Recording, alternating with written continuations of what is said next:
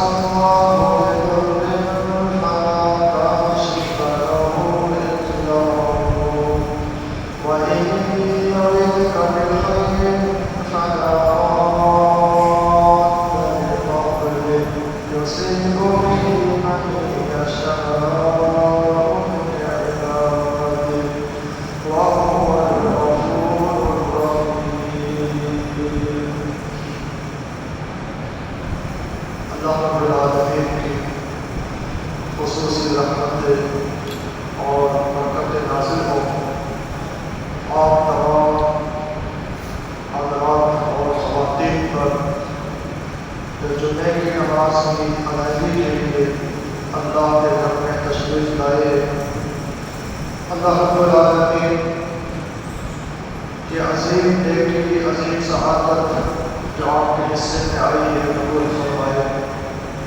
اللہ تعالیٰ اس کے بدلے دنیا اور آخرت کی تمام نعمتیں اور سعادتیں ہم سب کو عطا فرمائے. اسلامی سال کا پہلا مہینہ محرم الحرام اختتام کے قریب ہے اور اسلامی سال کا دوسرا مہینہ ماہ سفر وہ عنقریب شروع ہونے والا ہے. ماہ سفر کی مناسبت سے آج آپ کے سامنے کچھ باتیں گوش گزار کرنا چاہوں گا. عقیدے کے حوالے سے یہ بہت ضروری ہے کہ مسلمانوں کا عقیدہ اعتقاد اللہ کی ذات پر بہت ہی قوی اور مضبوط ہونا چاہیے. مسلمانوں کا اللہ کی ذات پر بھروسہ اور اعتماد اتنا پختہ ہونا چاہیے کہ انسان کسی بھی باتوں میں اور کسی بھی توہمات میں مبتلا نہ ہو جائے. قرآن اور حدیث نے یہی عقیدہ ہمیں عطا فرمایا ہے اور انبیاء کرام ان سب پر درود و سلام ہو ان سب کی تعلیم کے اندر بھی یہی عقیدے کا انتہائی اہم درس ہمیں ملتا ہے کہ مسلمانوں کا عقیدہ اللہ کی ذات پر مضبوط پختہ اور مستحکم ہونا چاہیے. مسلمان اللہ تعالیٰ کے علاوہ کسی اور چیز کے حوالے سے اتنا عقیدہ نہ رکھیں اور اتنا خوف نہ رکھیں, اتنی امید نہ رکھیں. اللہ رب العالمین کی جو توحید ہے, توحید ربوبیت کہ اللہ تعالیٰ ہم سب کا خالق و مالک ہے, نفع بھی اللہ کے اختیار میں ہے اور نقصان بھی اللہ کے اختیار میں ہے. اللہ کے علاوہ نہ کوئی نفع کا مالک ہے اور نہ کوئی نقصان کا مالک ہے. جب یہ ہمارا عقیدہ بن جائے گا اور اس عقیدے پر 100% ہم یقین کر لیں گے تو پھر ہم اللہ کے علاوہ کسی اور کے بارے میں یہ عقیدہ نہیں رکھیں گے کہ فلاں بھی نقصان پہنچا سکتا ہے, فلاں بھی نفع اور فائدہ پہنچا سکتا ہے. بیماری اگر دینا چاہے تو اللہ دے سکتا ہے, بیماری سے اگر شفا دینا چاہے اللہ دے سکتا ہے. اللہ کے علاوہ نہ کوئی بیماری دے سکتا ہے, اللہ کے علاوہ نہ کوئی شفا دے سکتا ہے. اللہ تعالیٰ کی ذات ہے جو ہمیں اولاد سے نوازتا ہے. اللہ کے علاوہ کوئی اولاد دینے پر قادر نہیں, اللہ کے علاوہ کہیں سے اولاد مل نہیں سکتی ہے. تو ماہ سفر کے حوالے سے میں نے عرض کیا کہ ضروری باتیں آپ کے سامنے رکھنا چاہوں گا.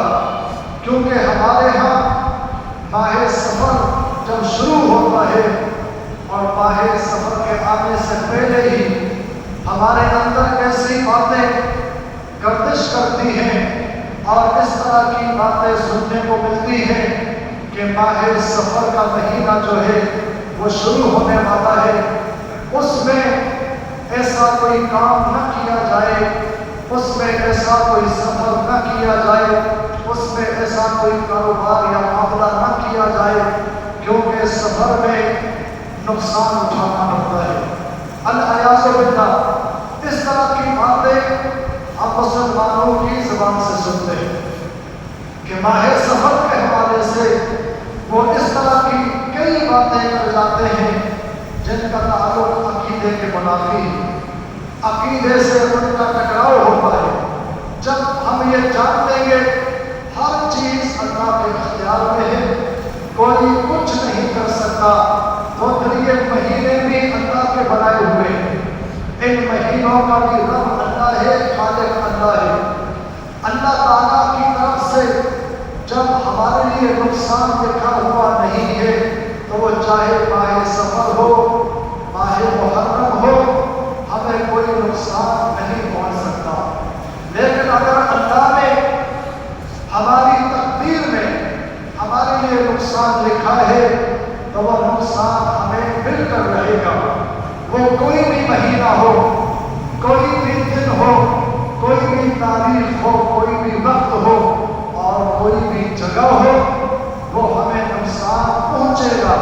ساری کائنات مل کر اس نقصان کو ہم سے ہٹا نہیں سکتی ہے، اور اللہ کی طرف سے جو ہمیں نفع، فائدہ، خیر، بھلائی ملنے والی ہے اس کو کوئی روک نہیں سکتا ہے، وہ چاہے کوئی بھی دن ہو، کوئی بھی مہینہ ہو، کوئی بھی سال ہو، کوئی بھی جگہ ہو، کوئی بھی وقت ہو۔ تو یہ ہمارا عقیدہ اس طرح کا ہونا چاہیے۔ ماہ سفر کے حوالے سے ہمارے ہاں جو ہمارے بڑے گزرے ہیں ان کی طرف سے کئی ایسی باتیں بیان کی جاتی ہیں۔ پہلی بات تو محترم بھائیو یہ ہے، یہ جو باتیں ہیں ان پر کوئی دلیل نہیں ہے۔ جو سفر کے حوالے سے کہا جاتا ہے آپ آگے چل کر سنیں گے، اس پر کوئی دلیل قرآن اور حدیث میں کچھ نہیں آیا کہ ایسا کریں گے تو ایسا ہو جائے گا، اس مہینے میں ایسا ہوتا ہے، اس مہینے کے فلاں دنوں میں، آخری دنوں میں، تیرا جو دن ہے، آخری جو سفر کا بدھ ہے اس میں ایسا ایسا ہوتا ہے۔ یہ ساری باتیں ہم نے سنی سنائی ہیں، اس پر کوئی دلیل نہیں، اس پر قرآن و حدیث کے حوالے سے کوئی ہمیں حجت نہیں ملتی، صرف یہ سنی سنائی باتیں ہیں جن کو ہم سنتے ہیں کہ ایسا ہوا تو ایسا ہو جائے گا، فلاں کے ساتھ ایسا ہوا، فلاں کے ساتھ یہ معاملہ ہوا۔ تو ساری ایک باتیں جو لوگوں نے پیش کی ہیں اس کے حوالے سے ہمیں بتایا جاتا ہے، ڈرایا جاتا ہے۔ تو بنیادی بات یہ ہے اللہ تعالیٰ کے علاوہ نہ کوئی مددگار ہے اور نہ کوئی ہمارا دوست ہے۔ ہمارا من دون اللہ من ولی ولا نصیر، اللہ کے علاوہ نہ کوئی ہمارا دوست ہے، نہ کوئی مددگار ہے۔ ہر چیز اللہ تعالیٰ کے اختیار میں ہمیں تصور کرنی چاہیے۔ ہمارے یہاں پر افسوس یہ ہے کہ فلاں پتھر ہے تو اس پر ہمارا عقیدہ ہوتا ہے، اس پتھر سے ہمیں فائدہ ملتا ہے، فلاں جو پتھر ہے اس سے ہمیں نقصان پہنچ سکتا ہے، فلاں جو درخت ہے اس درخت سے ہمیں نفع پہنچ سکتا ہے، اور فلاں جو درخت ہے اس درخت سے ہمیں نقصان پہنچ سکتا ہے۔ تو یہ حجر، یہ شجر، یہ پتھر، یہ تمام چیزیں ہم نے عقیدے بنا رکھے ہیں۔ یہ انگوٹھی کا پتھر ہے، اگر یہ فیروزی کلر کا ہے تو اس سے یہ خیر ملے گی، اس سے یہ فائدہ ملے گا۔ انگوٹھی کا نگینہ اگر فلاں کلر کا ہے تو اس سے یہ فائدہ پہنچے گا، روزی میں برکت آئے گی، روزگار مل جائے گا۔ تو اس طرح جو پتھر ہے، انگوٹھی کے نگینے ہیں، اس پر ہم نے اعتقاد اختیار کیا ہوا ہے۔ حتیٰ کہ افسوس کی بات یہ ہے جو حروف عدد ہیں، جو گنتی والے حروف ہیں، ان کے حوالے سے بھی یہ ڈرایا جاتا ہے کہ فلاں عدد بڑا خطرناک ہے۔ مثال کے طور پر 13 کا عدد، جو 13 کا عدد ہے، 12 کے بعد 13، اس سے بھی عقیدہ رکھا جاتا ہے کہ یہ عدد ٹھیک نہیں ہے۔ 13 کا عدد اگر تاریخ میں آتا ہے یا کسی پروگرام میں آتا ہے تو لوگ اس سے ڈراتے ہیں۔ 13 کا جو عدد ہے یہ ٹھیک نہیں ہے۔ تو افسوس یہ ہے ہم مسلمان ہیں، ایک اللہ کو ماننے والے ہیں، ہمارا عقیدہ اتنا کمزور کیسے ہو گیا کہ اگر 13 کا عدد ہے تو 13 کے عدد سے بچنا چاہیے۔ 12 کر لیں، 11 کر لیں، 15 کر لیں، 14 کر لیں، 13 تاریخ سے بچیں۔ کیا قرآن نے ہمیں یہ تعلیم دی ہے؟ حدیث نے ہمیں تعلیم دی ہے؟ جب یہ تعلیم نہیں تو کس نے بتایا؟ ہمیں کس نے بتایا کہ 13 تاریخ کا عدد بھاری ہوتا ہے یا اس سے نقصان پہنچے گا، اس سے ہمیں تکلیف آئے گی، ہم پر آفت آئے گی؟ تو اس طرح کی چیزیں ہمارے ہاں پائی جاتی ہیں۔ کچھ پرندے ہیں، پرندوں کے حوالے سے ہمارا ذہن بنایا گیا ہے، الو کے حوالے سے ہمارا یہ ذہن بنایا گیا ہے کہ الو جو ہے، الو کا وجود یہ نحوست کی علامت ہے۔ اگر الو ہمارے گھر سے گزرے گا تو نقصان کی علامت ہے۔ الو کی آواز ہمارے کان سے ٹکرائے گی تو کوئی خطرناک پیغام ہے۔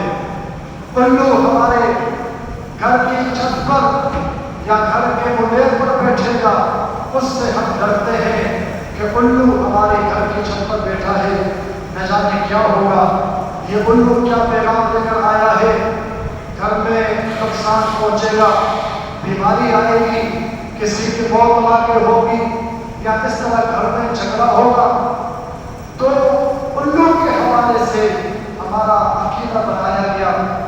یہ عقیدہ قرآن نے، حدیث نے نہیں دیا، بس سنی سنائی باتیں کچھ غیر مسلمین سے، کچھ ہندو سے ہم نے سنی، وہ چیزیں ہمارے اندر آ گئی۔ حتیٰ کہ ہمارے ہاں اگر کسی کو ڈانٹا جائے، کوئی غلطی کرے تو اس سے کہا جاتا ہے الو کے پٹھے۔ کیا کہا جاتا ہے؟ الو کے پٹھے۔ مجھے کہنا نہیں چاہیے یہ مسجد ہے، اس کا تقدس ہے، یہ ممبر ہے، یہ خطبہ ہے، اس کا تقدس ہے، لیکن سمجھانے کے لیے عرض کرتا ہوں، کسی بچے کو، کسی نوجوان کو ڈانٹنے کے لیے کیا کہتے ہیں؟ الو کے پٹھے۔ اب الو نے کیا قصور کیا؟ اگر غلطی بچے نے کی ہے، اگر غلطی نوجوان سے ہی کی ہوئی ہے تو اس میں الو کا کیا قصور ہے؟ اس کو الو کا پٹھا بنا دیا۔ اس سے تو الو بھی ناراض ہوگا کہ غلطی تم کرتے ہو، نام ہمارا بدنام ہوتا ہے۔ بچے غلطی کرتے ہیں اور الو جو ہے بدنام ہوتا ہے۔ تو میں عرض کر رہا ہوں، اس طرح کی باتیں ہمارے یہاں پائی جاتی ہیں۔ الو بھی بدنام، الو کے پٹھے بدنام، چاہے وہ بچے ہوں، انسان ہوں، ہم اس کو بھی الو کا پٹھا کہتے ہیں۔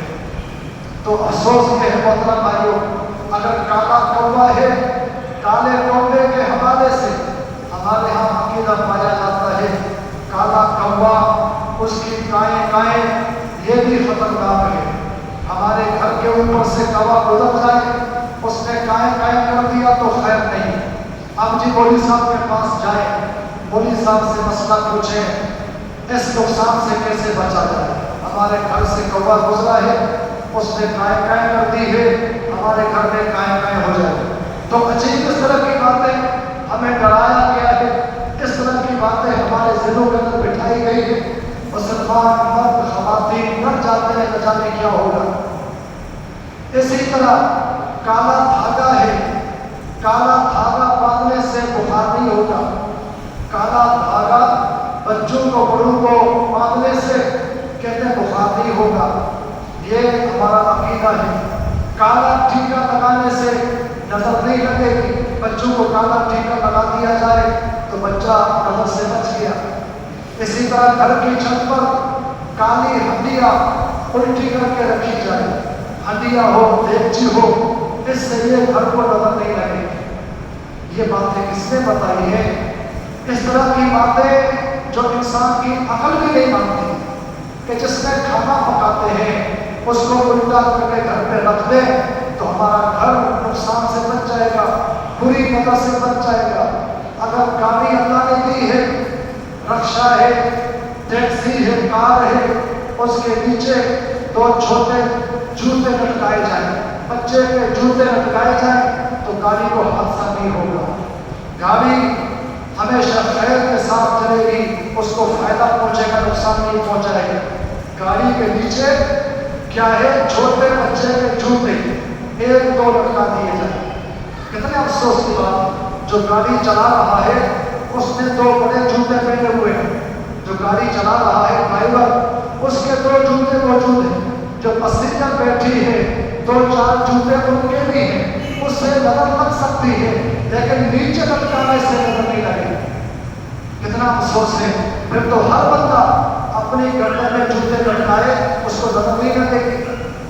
अगर गाड़ी, रक्षा, टैक्सी, कार, बस वगैरह छोटे जूते लटकाने से नजर से बच जाएगी, हादसे से बच जाएगी, तो इंसान को भी बड़े जूते लटकाने चाहिए ताकि बुखार से बचे, बुरी नजर से, जादू से बच जाए। तो ये सब बातें गलत हैं। ना इंसान जूता लटकाए, न गाड़ी के नीचे लटका दिया जाए, न काला टीका लगाया जाए, न काला धागा बांधा जाए। इससे कोई फर्क नहीं पड़ता, इससे अकीदा खराब होता है, इससे कोई फर्क नहीं पड़ता कि इंसान नुकसान से, हादसे से बचेगा, बल्कि इससे इंसान का ईमान खराब होता है। कि अल्लाह की ज़ात मौजूद है जो हय्युल कय्यूम है, नफा नुकसान उसी के हाथ में है, उसको छोड़कर किसी पत्थर पर, किसी हजर पर, किसी शजर पर, किसी परिंदे और किसी और धागे पर एतकाद रखा जाए तो इससे इंसान के अकीदे की खराबी आती है। तो हमारे यहाँ ये चीज़ें सारी पाई जाती हैं। तो इसी तरह सफ़र के महीने के हवाले से भी ये बातें पाई जाती हैं कि सफ़र के दिन बड़े खतरनाक होते हैं, खुसूसन जो शुरू के 13 दिन हैं, जिसको 13 तेज़ी कहा जाता है। ये दिन बड़े तेज, बड़े गर्म होते हैं, बड़े भारी होते हैं। इन 13 दिनों में शादी नहीं करनी चाहिए, इन 13 दिनों में कोई बड़ा सफ़र नहीं करना चाहिए, इन 13 दिनों में कोई कारोबार नहीं करना चाहिए, कोई मामला नहीं करना चाहिए। जो करेगा उसको नुकसान उठाना पड़ेगा। अल्लाह तो कहता है, अल्लाह तुम्हें फायदा पहुंचाना चाहे, कोई नुकसान नहीं पहुंचा सकता। तो ये सफ़र के 13 दिन या सफ़र के चंद दिन हमारा क्या बिगड़ा सकते हैं? तो ये इल्ज़ाम लगाना सफ़र के महीने के ऊपर और सफ़र के 13 दिनों के ऊपर ये ज़्यादती है। देखिए, अल्लाह ताला की तरफ से जो हमें पैगाम मिले हैं, उन पैगाम पर हमारा यकीन होना चाहिए, क्योंकि अल्लाह ताला के सिवा कोई भी ऐसा नहीं जो हमारे कामों को बिगाड़ सके और हमारे बिगड़े हुए कामों को संभाल सके। सिर्फ अल्लाह की ज़ात है। जनाब उमर के बारे में रज़ी अल्लाह तआला अन्हु, उनका अकीदा, सहाबा किराम, अहले बैत रज़ी अल्लाह अन्हुम अजमईन का अकीदा क्या था? देखिए, हजर अस्वद जो है इस कायनात में, इससे बढ़कर कोई अच्छा पत्थर नहीं हो सकता। हजर अस्वद आप जानते हैं, ये जन्नत से आया हुआ पत्थर है। इससे बरकत वाला, खैर वाला, फायदे वाला कोई पत्थर नहीं हो सकता। उस पत्थर के हवाले से हमारा अकीदा क्या होना चाहिए? जो भी दरखास्त करूँगा, जो भाई बाद में आते हैं 2 रकात पढ़कर बैठा करें, 2 रकात तहियतुल मस्जिद, ये मस्जिद का हक है। जो भी साथी बाद में आते हैं 2 रकात पढ़ के फिर बैठा करें। जिन्होंने नहीं पढ़ी तो वो पढ़ सकते हैं। इंतज़ार नहीं करना चाहिए कि पहला खुतबा ख़त्म होगा तो बीच में हम 2 रकात पढ़ेंगे। जब भी आप आते हैं आपको बैठना जायज़ नहीं है। पहले 2 रकात पढ़िए, अल्लाह आपको जज़ाए खैर दे। जब भी खुतबा शुरू हो जाए, आप बाद में आते हैं, मस्जिद में दाखिल होते हैं, तो पहले 2 रकात पढ़ के फिर बैठना चाहिए। सुनन अबू दाऊद की, जामे तिरमिज़ी की सही हदीस है, जनाब रसूलुल्लाह صلی اللہ علیہ وسلم خطبہ ارشاد فرما رہے تھے، ایک شخص آیا اور آ کر بیٹھ گیا۔ آپ نے اس سے پوچھا اصلّیت رکعتین، کیا تو نے 2 رکعتیں پڑھی ہیں؟ اس نے کہا کہ نہیں۔ آپ نے فرمایا قم فصلی رکعتین، اٹھو 2 رکعت پڑھ کے پھر بیٹھو۔ یہ خطبے کے دوران اللہ کے نبی علیہ السلام نے تعلیم دی ہے، خطبہ چل رہا ہو تو بھی 2 رکعت پڑھ کر بیٹھنا چاہیے، مسجد کا حق ہے، اللہ نے توفیق عطا فرمائے۔ تو حجر اسود کے حوالے سے میں کہہ رہا تھا، جناب عمر فاروق رضی اللہ تعالیٰ عنہ اس پتھر کے قریب آئے بوسہ دینے کے لیے۔ حجر اسود کو چومنا، بوسہ دینا سنت ہے اور ثواب ہے اور خیر ہے۔ بوسہ دینے سے پہلے لوگوں کا عقیدہ ٹھیک کیا تاکہ لوگوں کو پتہ چلے حجر اسود کو کیوں چومتے ہیں، حجر اسود کا بوسہ کیوں لیتے ہیں۔ آ کر انہوں نے کہا کہ میں جانتا ہوں انک حجر لا تضر ولا تنفع، میں جانتا ہوں تو ایک پتھر ہے، نہ نفع کا مالک ہے نہ نقصان کا مالک ہے، تیری وجہ سے نہ فائدہ پہنچے گا نہ نقصان پہنچے گا، میں تمہیں اس لیے بوسہ دیتا ہوں، اس لیے چومتا ہوں کہ اللہ کے نبی علیہ السلام نے تیرا بوسہ لیا، آپ کو چوما تھا اس لیے چومتا ہوں کہ چومنا سنت ہے۔ اور یہ حج عمرے کا ایک سمجھو کہ اس کے اندر ایک عمل ہے، اس لیے چومتا ہوں، اس لیے نہیں چومتا کہ چومنے سے مجھے خیر ملے گی، فائدہ ملے گا، اور چومنے سے میری مصیبت ٹل جائے گی، بیماریاں ختم ہو جائیں گی، نقصان ختم ہو کے اس لیے نہیں چومتا۔ مومن کا عقیدہ کیا ہونا چاہیے؟ کتنا بھی قیمتی پتھر ہو، انگوٹھی کا ہو یا کسی اور جواہرات کا ہو، لا تضر ولا تنفع، یہ نہ نفع دے سکتے ہیں نہ نقصان دے سکتے ہیں۔ پتھر رب نہیں ہو سکتا، لکڑی رب نہیں ہو سکتی، اور لوہا اور کوئی بھی چیز رب نہیں ہو سکتی۔ رب رب ہے، اللہ اللہ ہے، یہ سارے اختیار اللہ کے پاس ہے۔ تو ہمارا عقیدہ سفر کے حوالے سے کیا ہونا چاہیے کہ سفر ایک مہینہ ہے، جس طرح دیگر 11 مہینے سفر بھی ایک مہینہ ہے۔ اس مہینے کے اندر بھی کوئی ایسی چیز نہیں ہے کہ جس کے اندر نحوست ہو، بے برکتی ہو۔ تو سفر کے اندر ہم شادی بھی کر سکتے ہیں، سفر کے اندر آپ سفر بھی کر سکتے ہیں، سفر کے اندر آپ کاروبار بھی کر سکتے ہیں، سفر کے اندر بڑا معاملہ بھی کر سکتے ہیں، کوئی ڈرنے کی ضرورت نہیں ہے۔ اللہ تعالیٰ ہر چیز پر کیا ہے؟ قادر ہے، نفع نقصان کا مالک اللہ ہے، وہ نہیں چاہتا تو کچھ نہیں ہو سکتا۔ تو بات سمجھ آ رہی ہوگی انشاءاللہ۔ وہی سفر کے حوالے سے میں نے عرض کیا ہے، ہمارے ہاں سفر کے علاوہ اور بھی کئی چیزیں ہیں۔ کالی بلی آگے سے گزر جائے ہم ڈر جاتے ہیں، کالی بلی راستہ کاٹ لے ہم ڈر جاتے ہیں نقصان پہنچے گا۔ صبح صبح کوئی ادھار مانگ لے اس پہ ڈر جاتے ہیں، اس نے ادھار مانگ لیا، ادھار میں نے دے دیا تو سارا دن میرا خراب ہوگا۔